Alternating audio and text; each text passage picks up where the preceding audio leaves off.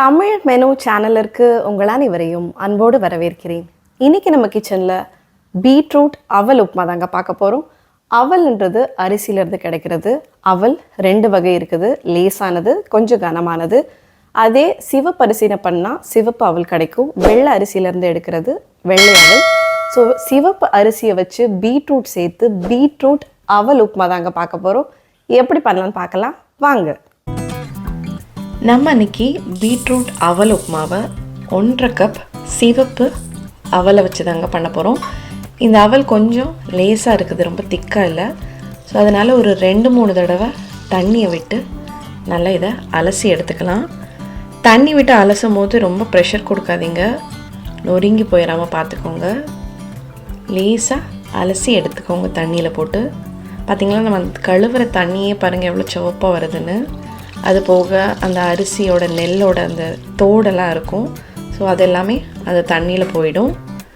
So 3 தண்ணியில் அலசி எடுத்துட்டு இந்த மாதிரி ஒரு வடிகட்டியில் போட்டு அதை ஒரு பக்கம் வச்சுருங்க. தண்ணியில் போட்டு ஊற வைக்க வேண்டாம். நீங்கள் ரொம்ப கெட்டியான அவல் யூஸ் பண்ணுறீங்கன்னா கொஞ்சமாக தண்ணி விட்டு ஊற வச்சுக்கோங்க. இப்போ ஒரு பேன் வச்சுக்கலாங்க. பேனில் 2 டேபிள் ஸ்பூன் நிலக்கடலை சேர்த்துக்கலாம். ஆல்ரெடி இது ரோஸ்டட் சால்டட், ஆனாலும் லேசாக ஒரு சூடாகிறதுக்காக இதில் போட்டு லேசாக வறுத்துட்டு, அப்போனா உங்களுக்கு மிக்சியில் போட்டு திரிக்கும் போது ஈஸியாக இருக்கும், அதுக்காக லேசாக வறுத்துக்கிறேன். நீங்கள் விருப்பப்பட்டீங்கன்னா அப்படியே முழுசாக கூட சேர்த்துக்கலாங்க. நான் லைட்டாக அதை இப்படியே ரிவர்ஸில் மிக்சரில் போட்டு ரிவர்ஸில் ஒன்றும் அதிகமாக திரிச்சு இந்த மாதிரி சேர்த்துக்கும் போது இன்னுமே டேஸ்ட் ரொம்ப ஜாஸ்தியாக இருக்கும். அதே பேனில் பூசணி விதைகள், சூரியகாந்தி விதைகள், ஆளி விதைகள் அண்ட் வெள்ளை எள்ளு, இது எல்லாமே சம அளவு 100 வாங்கி எல்லாத்தையும் மிக்ஸ் பண்ணி ஒரு பாட்டிலில் போட்டு வச்சுருக்கிறேன். அதிலேருந்து 2 டேபிள் ஸ்பூன் எடுத்து லைட்டாக, பேன் ரொம்ப மீடியம் ஹீட்டில் இருக்குது, லைட்டாக சூடாகிற வரைக்கும் வறுத்து எடுத்துக்கிறேன். இதில் நிறைய ஃபைபர் இருக்குது, குட் கொலஸ்ட்ரால் நிறையா இருக்குது, விட்டமின் இ இருக்குது. ஸோ ரொம்பவே நியூட்ரிஷியஸான இந்த 2 டேபிள் ஸ்பூன் சீட்ஸை சூடு பண்ணி ஒரு பவுலில் எடுத்தாச்சுங்க. இப்போ ஒரு பெரிய வெங்காயத்தை பொடியாக நறுக்கி வச்சுருக்கிறேன். ஒரு மீடியம் சைஸ் பீட்ரூட்டை நல்ல பொடிசாக துருவி எடுத்து வச்சுருக்கிறேன். 2 பச்சை மிளகா, கொஞ்சமாக கறிவேப்பிலை. ஸோ இந்த பீட்ரூட் அவல் உப்புமா பண்ணுறது ரொம்ப ஈஸிங்க. ஜஸ்ட்டு பேன் சூடானதும் 2 டேபிள் ஸ்பூன் எண்ணெய் விட்டுட்டு 1 டீஸ்பூன் கடுகு உளுத்தம் பருப்பு. கடுகு எப்போவுமே நல்லா பொரிஞ்சு வாசம் வரணுங்க. கொஞ்சமாக ஒரு பிஞ்ச் சீரகம். கடுகு சீரகம் நல்லா பொரிஞ்சிடுச்சுங்க.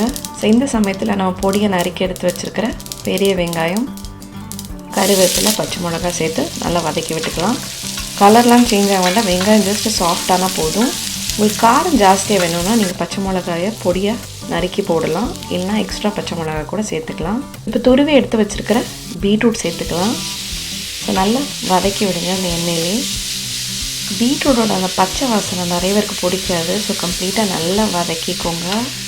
நல்லா அது வெந்துடட்டும் பீட்ரூட்.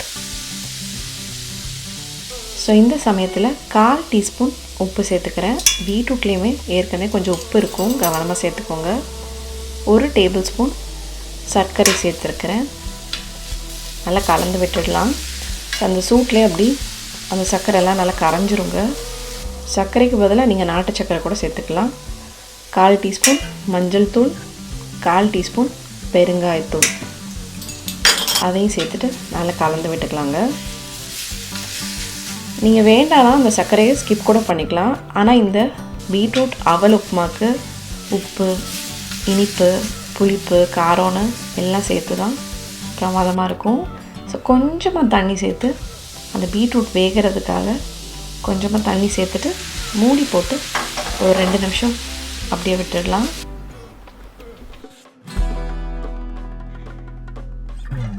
ஸோ நம்ம பீட்ரூட் நல்லா வெந்துடுச்சுங்க. ஸோ இந்த சமயத்தில் நம்ம ஊற வச்சு எடுத்து வச்சுருந்தோம்ல அவல், பாருங்கள் நல்லா பக்காவாக ஊறி சூப்பராக ரெடி ஆகிடுச்சு, உதிரி உதிரியாக.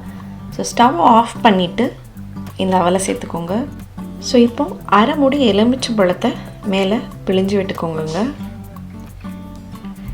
நீங்கள் ஸ்டவ் ஆஃப் பண்ணிவிட்டு தான் அவலையும் எலுமிச்சம்பழத்தையும் சேர்த்துக்கணும். ஸோ இதை நல்லா கம்ப்ளீட்டாக கலந்து விட்டுக்கலாம்.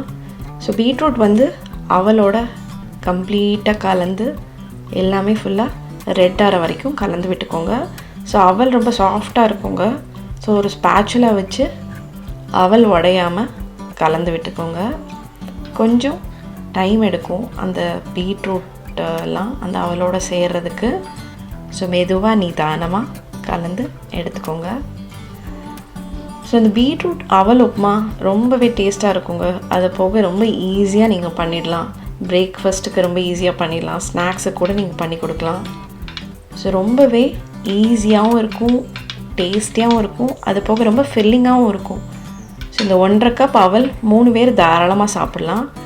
அவலில் வந்து நிறைய கார்போஹைட்ரேட்ஸ் இருக்கிறதுனால இது நீங்கள் காத்தால பிரேக்ஃபாஸ்ட்டெல்லாம் சாப்பிட்டிங்கன்னா கம்ப்ளீட்டாக ஃபில்லிங்காக இருக்கும்.